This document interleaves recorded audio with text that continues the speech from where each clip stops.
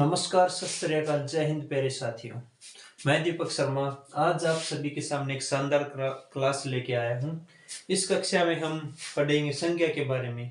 आखिर संज्ञा होती क्या है और किस किस प्रकार की संज्ञा होती है और इसके क्या भेद होते हैं, उन सभी के बारे में हम इस वीडियो में समझेंगे। ठीक है, तो आज सबसे पहले तो आप ये जानिए कि ये वीडियो हम बना किसके लिए रहे हैं। ये बना रहे हैं केवल आपके लिए, जो बच्चे एसएससी, जीडी या फिर कोई भी कॉम्पिटिटिव एग्जाम जिसमें हिंदी आती है, सीईटी या फिर यूपी पुलिस या फिर कोई भी एग्जाम जिसमें हिंदी आती है, उन सभी के लिए ये वीडियो आपको पूरे विश्वास के साथ बताता हूँ। बहुत ही लाभदायक होगी, बहुत ही बेनिफिशियल होगी। ठीक है, सबसे पहले हम पढ़ेंगे संज्ञा। संज्ञा होती क्या है? संज्ञा का अर्थ है नाम। क्या अर्थ है? नाम। किसी भी व्यक्ति, वस्तु, स्थान या भाव आदि के नाम को हम संज्ञा कहते हैं। किसे कहते हैं हम संज्ञा?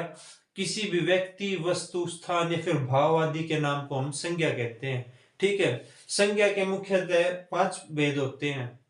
कितने भेद होते हैं? 5 भेद। मैं पहले से इसलिए लिख के आया क्योंकि मुझे पता है आपका समय सबसे ज्यादा जरूरी होता है, इसलिए ज्यादा समय आपका व्यर्थ ना हो, इसलिए मैं पहले से लिख के लाया हूं और आप अच्छे से समझ सकेंगे। ठीक है, तो सबसे पहले हम इसके पहले भेद को जानेंगे। पहला कौन सा है? व्यक्तिवाचक संज्ञा। व्यक्तिवाचक संज्ञा वह संज्ञा होती है जिस किसी भी व्यक्ति, वस्तु या स्थान का बोध कराए। जो संज्ञा किसी भी व्यक्ति, वस्तु या स्थान के नाम का बोध कराए वह व्यक्तिवाचक संज्ञा कहलाती है। जैसे राम, श्याम, पुस्तक, दिल्ली, मुंबई आदि। देखिए मेरे साथियों, ये सभी क्या है? राम, श्याम, पुस्तक। जिस भी वस्तु को हम छू सकते हैं। ठीक है, जैसे ये व्हाइट बोर्ड है, ये क्या है? पेन, मार्कर, इसको हम कलम भी कह सकते हैं। तो जिस भी वस्तु को हम छू सकते हैं और एक वचन है खास करके, वह सभी व्यक्तिवाचक संज्ञा होती है। ठीक है, इसके बाद हम देखते हैं जातिवाचक संज्ञा। वह संज्ञा जो किसी विशेष जाति का बोध कराए, यानी वो किसी विशेष नाम या फिर वस्तु को न दर्शा के किसी जाति का बोध कराए। जैसे कोई लड़का है, लड़का, लड़की, पशु, ये सभी क्या है? लड़के का अगर कोई नाम बताते हैं हम, जैसे लड़का है राम, इसका अगर हमने राम नाम ले दिया तो ये व्यक्तिवाचक संज्ञा के अंतर्गत आ गई। लेकिन अगर लड़का, पशु, पुस्तक, ये सभी क्या है? ये सभी क्या है? जातिवाचक संज्ञा में आ गई। ठीक है, अब जातिवाचक जैसे पक्षी आ गया, ये एक विशेष जाति है। ठीक है, मनुष्य, मनुष्य जाति है। हम किसी विशेष वस्तु या फिर व्यक्ति का हम नाम नहीं ले रहे, बल्कि पूरे संपूर्ण जाति का जब हम बात करें तो जातिवाचक संज्ञा में आती है।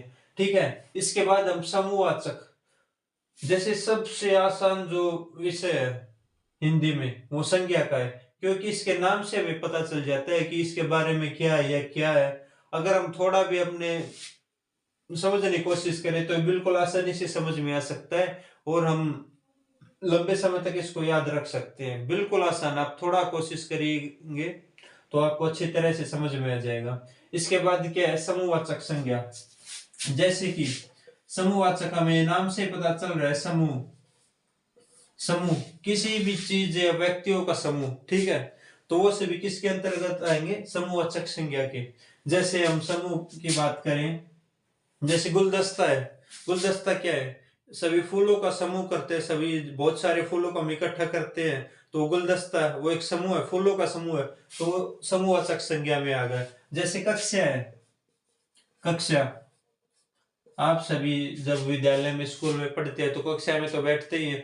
कक्षा केवल एक विद्यार्थी से नहीं बनती, बहुत सारे विद्यार्थी जब वो इकट्ठा, उन सभी का रूप होता है, उनको एक साथ हम बात करें तो वो कक्षा होती है। ठीक है, अब जैसे भीड़ हो गई, किसी एक व्यक्ति से तो भीड़ बनते नहीं, बहुत सारे लोग जब आकर इकट्ठा हो जाए तो उसे भीड़ कहेंगे। ठीक है। अब जैसे आर्मी है, आर्मी में बहुत सारे जवान है, तो वे सभी किसका रूप हो गए, मतलब आर्मी, इसमें बहुत सारे लोग हो गए, केवल एक जवान नहीं बहुत सारे जवान हो गए, तो ये समूहवाचक संज्ञा का एक उदाहरण हो गया। ठीक है, आप सभी ध्यान से सुने और इसको साथ ही साथ नोट डाउन करते रहे, ताकि जब भी आप रिवाइज करें या फिर दोहराएं तो आपको कोई मुश्किल ना हो। एक बार अगर आप दोबारा दोहराएंगे, एक दो बार, तो आपको अच्छे से याद हो जाएगा। इसलिए ज्यादा से ज्यादा हो सके, कोई भी विषय कोई भी सब्जेक्ट हो, आप उसको दोहराएं, रिवीजन ज्यादा ज्यादा से ज्यादा करें। ठीक है मेरे प्यारे साथियों। इसके बाद द्रव्यवाचक संज्ञा। द्रव्य, सबसे पहले तो कोई भी द्रव्य हो, ठीक है, या फिर कोई धातु, या फिर कोई पदार्थ, कोई भी धातु, द्रव्य, पदार्थ आदि के नाम को हम क्या कहते हैं, द्रव्यवाचक संज्ञा। जैसे आप नहीं समझे होंगे, मैं उदाहरण देता हूं, आप बिल्कुल आसानी से समझ जाएंगे। ठीक है, द्रव्यवाचक संज्ञा, जैसे द्रव्य है पानी, दूध, धातु कौन सी हो गई, सोना, चांदी, लोहा, कोई भी जैसे धातु, अनाज, जिस सभी प्रकार के जो अनाज है वो भी द्रव्यवाचक संज्ञा में आएंगे, क्योंकि एक पदार्थ है। ठीक है, तो जो भी अनाज है जैसे गेहूं है, वो सभी किसके अंतर्गत आएंगे, द्रव्यवाचक संज्ञा के अंतर्गत। ठीक है,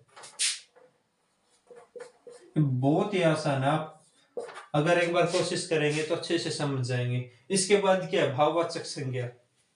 भाववाचक संज्ञा क्या है, सबसे पहले इसके नाम से पता चल रहा है, इसमें भाव तो होगा, जैसे भाव, स्थिति या फिर अवस्था, ये सभी किसके अंतर्गत आए जाएंगे, भाववाचक संज्ञा के अंतर्गत। जैसे हम उदाहरण ले, बचपन, बुढ़ापा, बचपन, जवानी, बुढ़ापा, खुशी, अब हम बहुत खुश हैं। ठीक है, तो ये खुशी क्या है, एक भाव है। बचपन, जवानी, बुढ़ापा, सुख, दुख आदि, यानी कि जो हर प्रकार के जो भाव हैं, स्थिति, अवस्था, ये सभी भाववाचक संज्ञा के अंतर्गत आएंगे। तो हम एक बार इनको दोबारा से पढ़ लेते हैं। मुख्यतः संज्ञा के कितने भेद होते हैं, 5। ठीक है, और अगर हमसे परीक्षा में पूछा जाए रचना के आधार पर, रचना या फिर उत्पत्ति के आधार पर संज्ञा के कितने भेद होते हैं, रचना या उत्पत्ति के आधार पर संज्ञा के केवल 3 भेद होते हैं। ये हमेशा आप याद रखेंगे। और 3 कौन कौन से भेद हो जाएंगे, सबसे पहले व्यक्तिवाचक, जातिवाचक और भाववाचक, ये 2 और एक ये 3। रचना के आधार पर 3 भेद होते हैं, और उनमें जातिवाचक के ही अंतर्गत ये 2 उपभेद हो जाएंगे। ठीक है, अगर संज्ञा के भेद पूछे जाए तो 5 होते हैं, और रचना या उत्पत्ति के आधार पर संज्ञा के भेद केवल 3 होते हैं।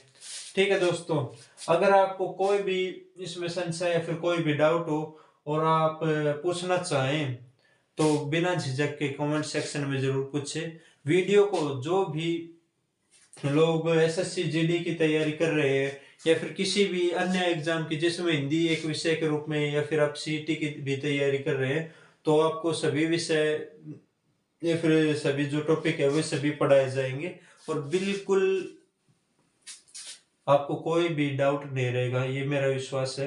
अगर आपको फिर भी कोई डाउट या संशय लगे, कुछ पूछना चाहें, तो वीडियो के कमेंट सेक्शन में जरूर बताएं। धन्यवाद, जय हिंद।